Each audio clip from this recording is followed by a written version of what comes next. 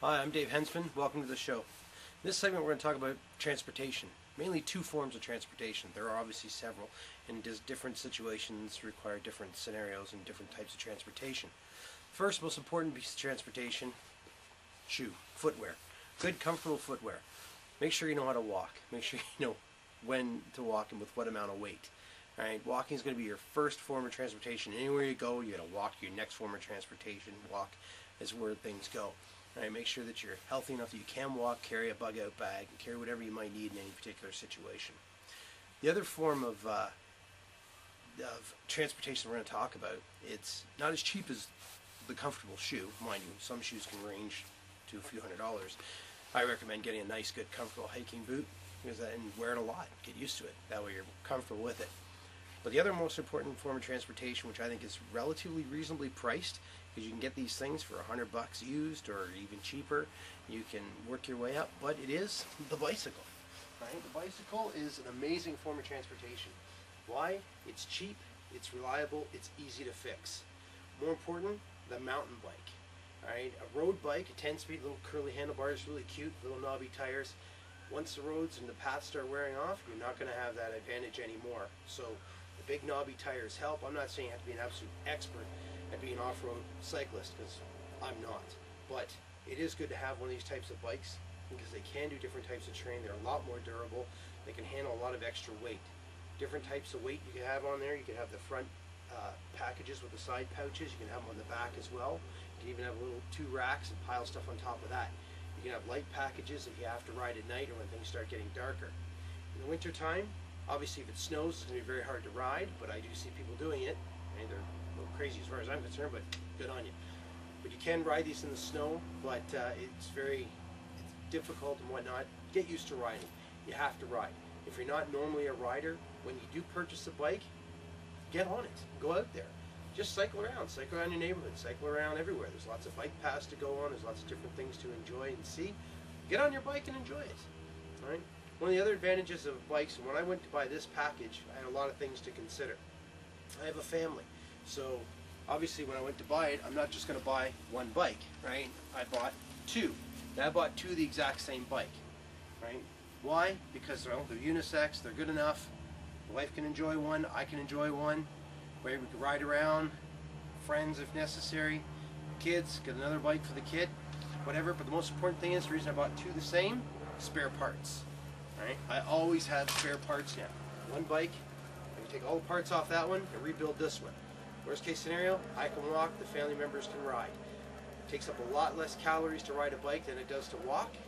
Plus you can carry a lot of equipment. Worst come to worst, you can walk with the bike, piling more stuff on top of you have to really bug out and get out of here fast and take whatever valuables you need, or most important, food and whatnot. The other advantage is, not only can you get the side pouches, packs, you can strap tents and everything to this bike, but another piece of kit that I bought with the whole package, which I really liked, was the bike trailer. These are phenomenal. If you have kids, they're perfect. Jam your kids inside if they're small enough. You can really enjoy it. There's lots of windows they can look out. It's fun. My son loves to ride in it, right? But eventually they grow out of it. Now, of course, my son's starting to grow out of it, and the family's like, well, why don't you get rid of this thing? Well, no, because if any situation comes up where I need a trailer or something, that my bike's carrying a lot of equipment, I got a pack on, and I'm walking away, this particular trailer will carry 100 pounds of equipment. That's what it's rated at, which means you could probably carry a little bit more. And if you're not going off-roading and bouncing around too much, and you're actually staying on somewhat paved roads, you could probably carry a little bit more gear than that. But 100 pounds of gear, plus another 100 pounds on your bike and another 20, 30 pounds on your back, that's an awful lot of gear. And if you have 2 bikes, you're carrying even more. And gear, I mean by food and water and all the camping equipment that you're going to need to do whatever it takes to be in a survival situation. Now, the flaps come off of these things. They do break down. They collapse down, so you can knock the sides down, have a flatbed trailer if you want. Right, this particular one also has the little handle that I can attach to the back, which is great. It's got the spare front tire.